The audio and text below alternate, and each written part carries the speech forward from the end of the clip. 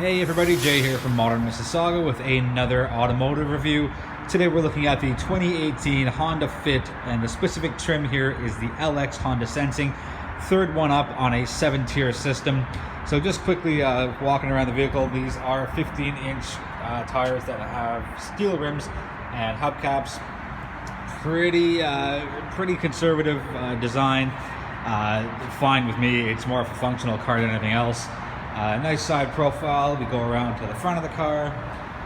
Honda's kind of adopting that signature look that they have on the Accords and the Civics up front. Just regular lights, no LEDs on this specific trim, no fog lights, but hey, that's okay. Again, more about function than fashion. Walking around to the passenger side view, it's a little dark. I'm in an underground parking garage because it is Sunday, October 15th, and the weather has been absolutely ridiculous. Torrential rains, and now it's just sunny and breezy. So I'm just going to open up the rear door. You can't see much now, but what I'll do is I'll quickly duck around to the driver's side, open that up, and let's take a look at the back before we take a look at the trunk space. So again, pretty standard fare. Nice, clean, smooth lines in the trunk with the seats down, which is what they are now, minus a box of Mississauga's best magazine, Modern Mississauga.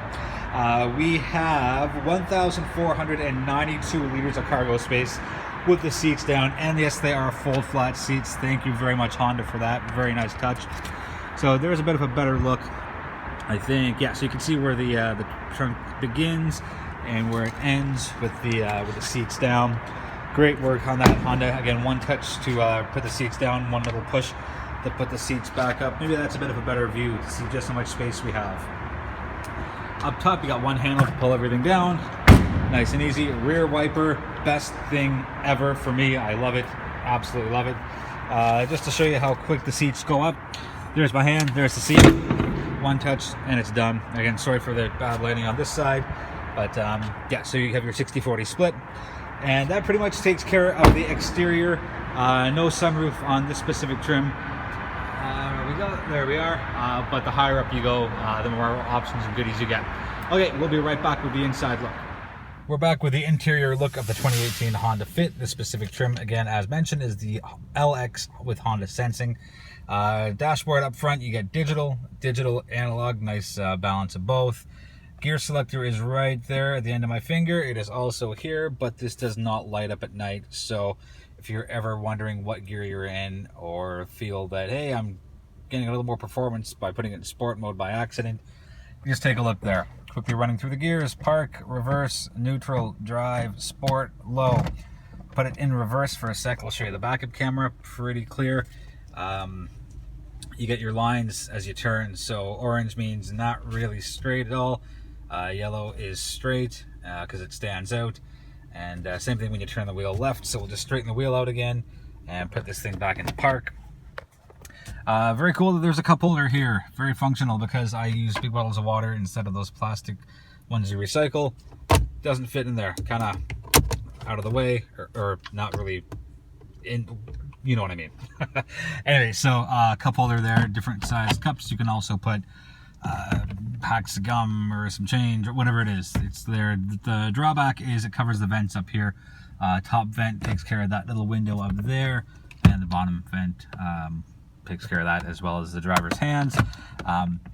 Good and bad, you know, I don't think I'd use this in the winter, but definitely in the summer.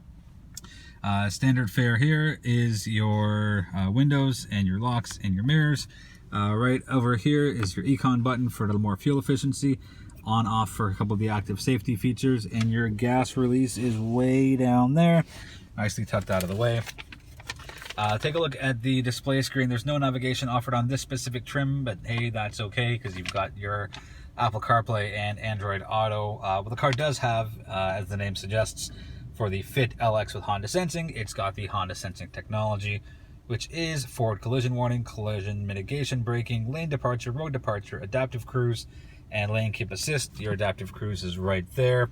Audio on the left side, which is exactly where it should be. To run through what's on the left side of your three panel, I guess, dashboard, your buttons are right there. So up, down, and select and reset. So quickly running through fuel A, fuel B, and back to A. Oh, I should stay there for a sec. I've done 377.4 kilometers over about a week's worth of driving, averaging 6.8 liters per 100 kilometers. Most of it's been city driving, so stop and go. That's why the number's so high. Fuel efficiency ratings on this car are 7.0 city, 5.9 highway, and 6.5 combined. So I'm going to say I've done about 80% city driving, 20% highway. So if it was more of an even split, that 6.8 should dip down to the low 6s or high 5s. As we look at the infotainment system, pretty standard fare here for Honda. It's all touch, but there is a volume button, so huzzah for that. People complained, Honda listened. Your HVAC control is very old school, very dials, 3, nice and simple. There's also this, I haven't seen this in a car in so long.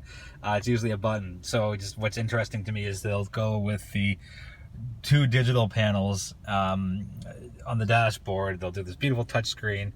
And then they kind of just throw it back with the actual manual turn for air coming in or recirculated air.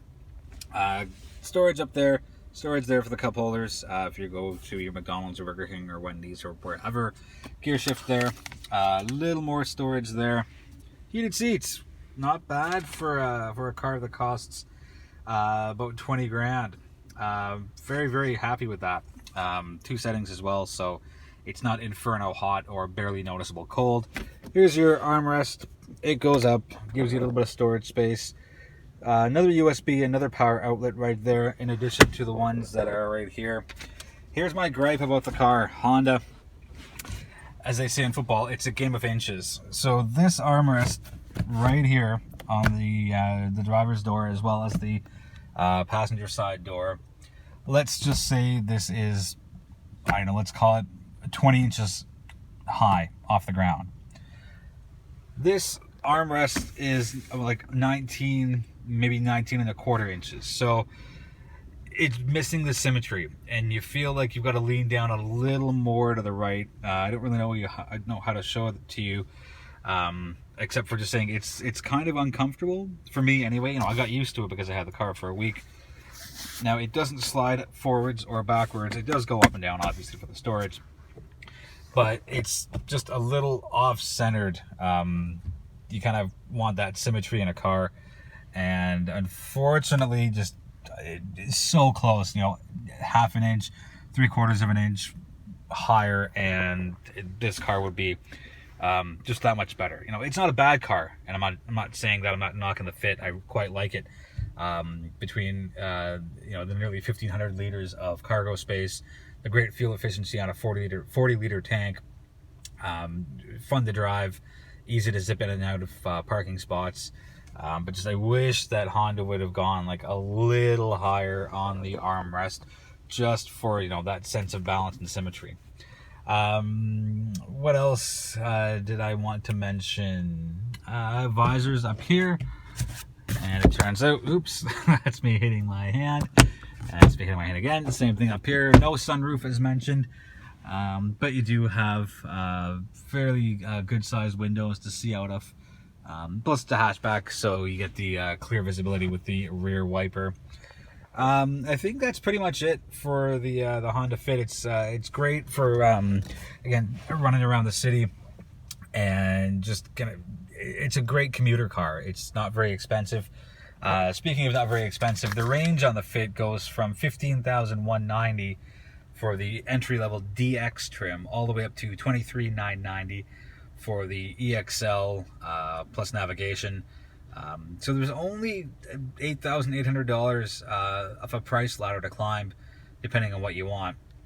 So there's a Fit for nearly every budget.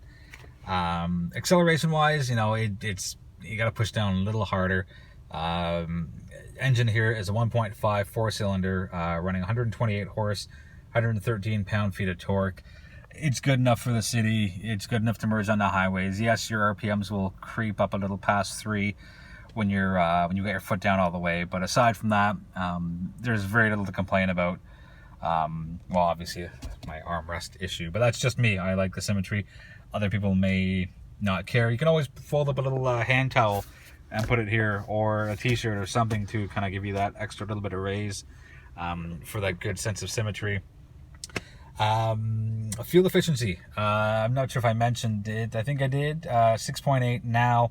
Ratings are 7.0 for city, 5.9 for highway, 6.5 combined. If I did more highway driving, I would definitely see that number move. I think I did say it because I think I said it the exact same way. Yeah, so aside from that, the car drives well. It does, it handles well. It's got some, as good as it can be for this classic car. You know, the cornering is pretty good because it's a small car, fairly low to the ground. The wipers on the car, I figured since we're here, may as well look at them. So I'll just get the fluid going. So I just stopped the car. So you'll notice that the driver's side arm is very, very, very, very long, and the passenger side one is quite short. A couple of problems that my girlfriend Laura has had with her Elantra. It's a 2013, same style, one very, very large one for the driver's side, one short for the passenger. We've had to replace the wiper blades on the driver's side for her a lot more frequently than we did for the passenger side. It's a longer arm.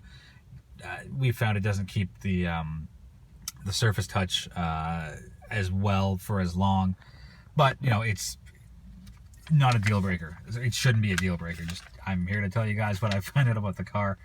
It's a new car, so you know, I haven't noticed anything like that yet.